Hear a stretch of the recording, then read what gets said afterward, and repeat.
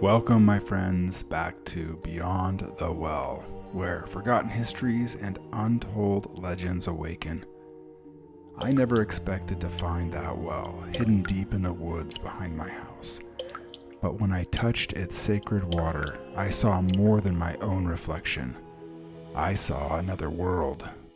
A world shaped by light and shadow, by heroes and tyrants, by choices that still echo through time. Join me as I uncover the stories of Aldarion that lie beyond the well.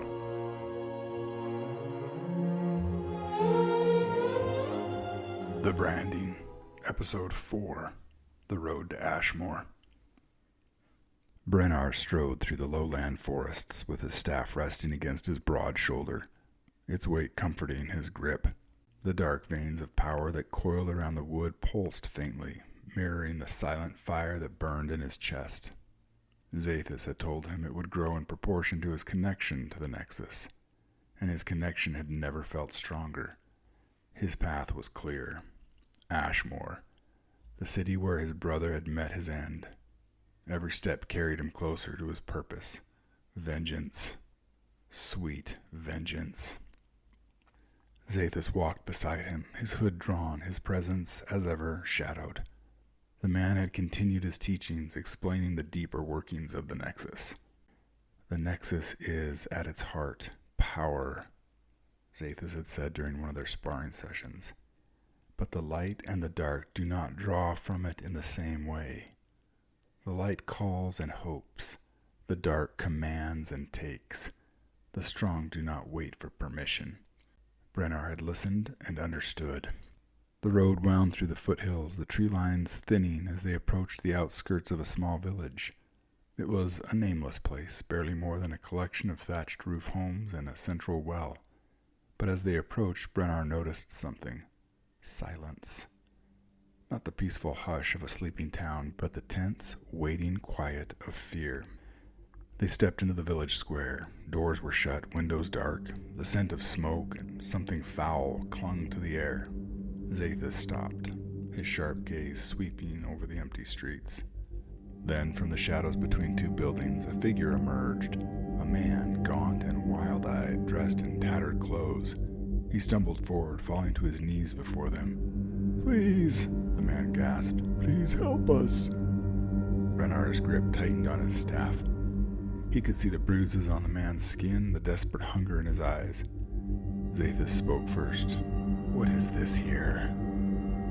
The man's voice trembled. "Raiders! They took our food and our coin. They took my daughter." His voice broke and he bowed his head. "They went east towards the hills." Brennar exhaled sharply. Another delay. He had no interest in chasing down brigands when Ashmoore lay ahead. But the desperation in the man's voice clung to him, echoing too closely to the grief he carried. Xathis turned to Brennar, watching and waiting for him to act. Brennar looked at his master, then at the man, not quite sure what to do. Xathis's eyes bored into him, as if penetrating his mind. Brennar's jaw clenched. He felt a massive surge of annoyance at the pathetic figure now barring his way to vengeance. He felt a surge of adrenaline, and almost as if on their own commands, his arms began the motion of grabbing a staff to wipe this figure from his path.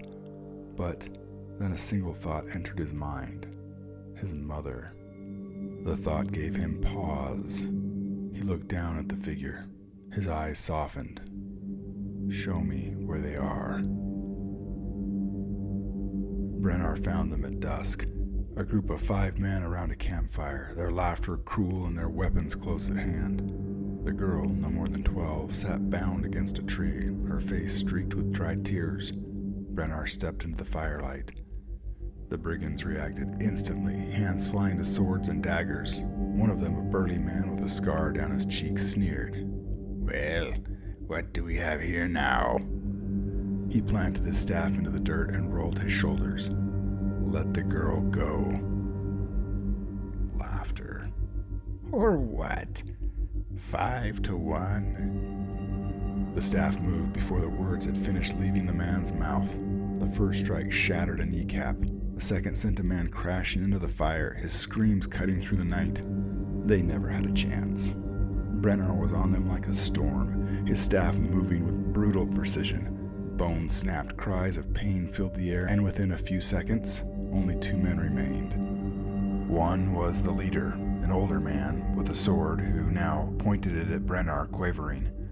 And beside him, a younger man, perhaps an apprentice, no older than maybe 15 years. Brennar leveled his staff at the older man's chest. "You do not deserve life," he said coldly. The man, trembling, dropped his sword and fell to his knees. "Please, good master, spare me, I beg of you. I'll never do wrong again. Cross me heart." The swing of the staff was swift and brutal, landing square on the brigand's head. He crumpled, silent in the night air. He turned to the next one. Just a boy. He looked up at Brennar, then back at his dead companion. Then he turned and sat there, looking into the eyes of his assassin. He knew his fate, and he accepted it.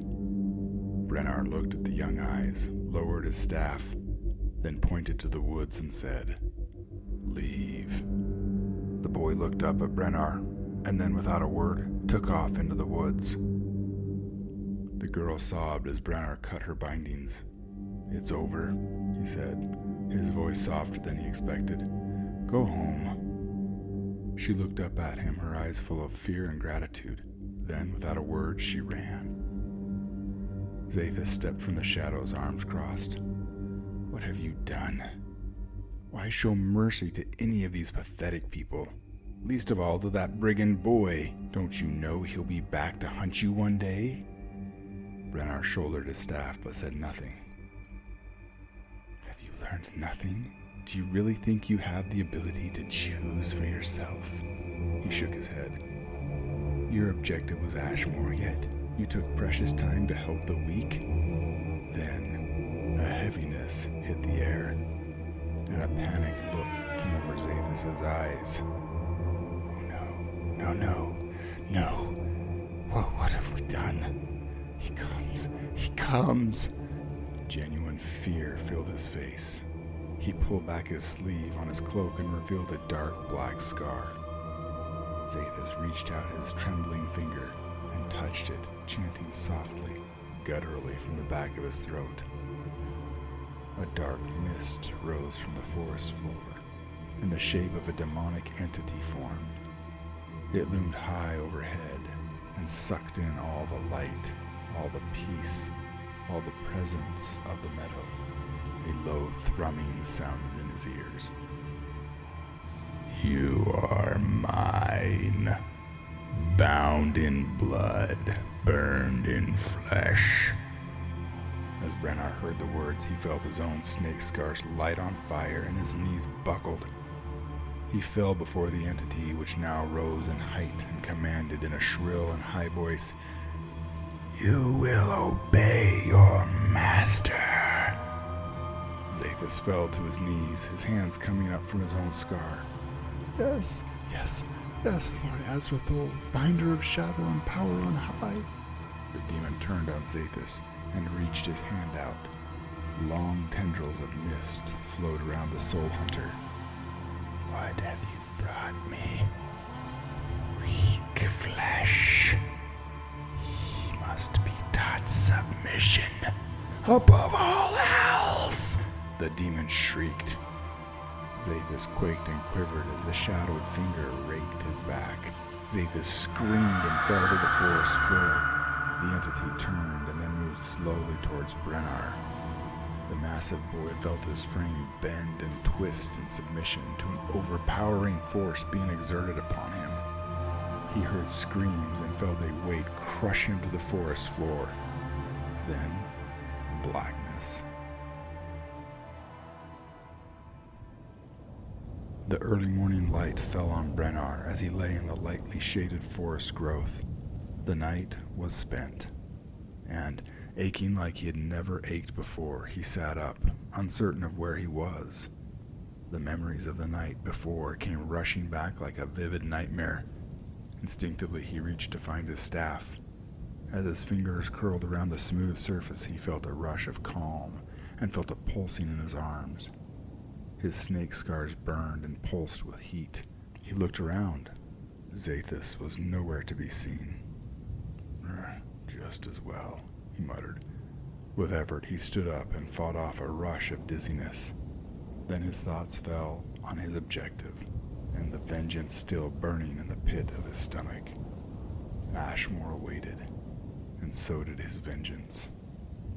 The sun had long since set when Brennar reached the outskirts of Ashmoore. The town lay sprawled before him, shrouded in a thin mist that curled through the streets like grasping fingers. He had heard of Ashmoore before, once a place of quiet industry, now a den of whispers and shadows. Xathis had told him the city was lost, rotting from the inside out, its people either fleeing, cowering, or bending a knee to the darkness beneath it. That suited Brennar just fine. He wasn't here for the town. He was here for vengeance. The streets were eerily empty, save for the occasional flicker of lantern casting long shadows across the stone walls. Brennar pulled his cloak tighter around his broad shoulders, his staff resting against his back. He needed information, and there was only one place that he could find it at this hour: the tavern.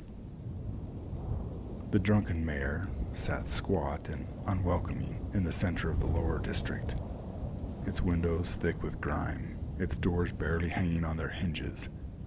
Inside, the pungent smell of ale and sweat hit Brennar like a wall.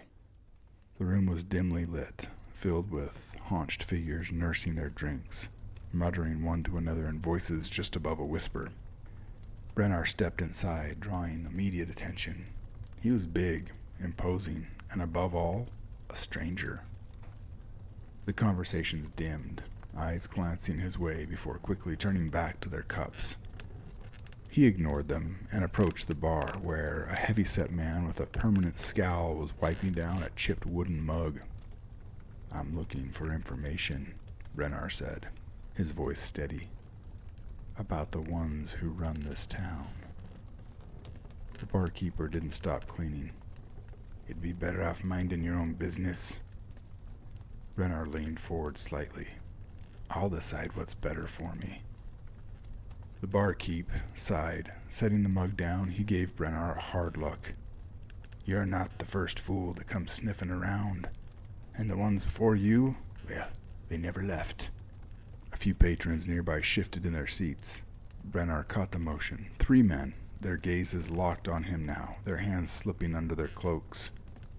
He turned his attention back to the barkeep. "I'm asking nicely. Who do I talk to?" The barkeep hesitated. Then he flicked his gaze towards the far end of the room and nodded his head. "Dr. Rylan. If you're smart, you'll leave it at that." Brennar straightened and turned. Rylan was a wiry man with a sharp face, watching Brennar with amusement. He twirled a dagger lazily between his fingers. "You've got a death wish, big man," Rylan said, grinning. "Tell me about the ones who really control Ashmoore," Brennar demanded. Rylan chuckled, shaking his head. "You think it's that easy? That we'll just spill our secrets to any fool who asks?" He gestured at the men to his side, 3 of them, all standing now, hands on their weapons. "You should take the barkeep's advice, friend. Walk away."